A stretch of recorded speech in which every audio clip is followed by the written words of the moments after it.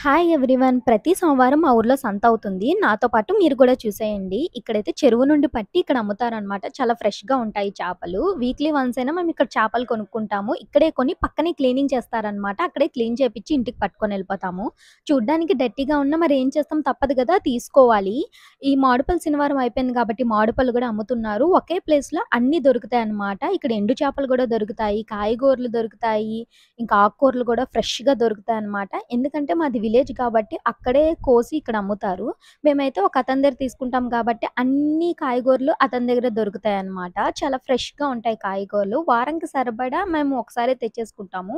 ఈ ఫిష్‌నేమో గులివిందులు అంటారు. ఇవి ఫ్రై చేసుకుంటే చాలా బావుంటాయి. వారానికి సరిపడా కాయగూరలన్నీ తెచ్చేసుకుంటాము. అక్కడైతే స్పైసెస్ గూడా పక్కనే అమ్ముతారు. ఆవాలు, జీలకర్ర అవి గూడా తీసేసుకుంటామనమాట వారంకి సరిపోయినట్టు. చాలా బావుంటుంది సంత. మీకెలా అనిపిచ్చింది? కామెంట్ బాక్స్‌లో కామెంట్ చేయండి. నచ్చితే సబ్స్క్రైబ్ చేసుకోండి.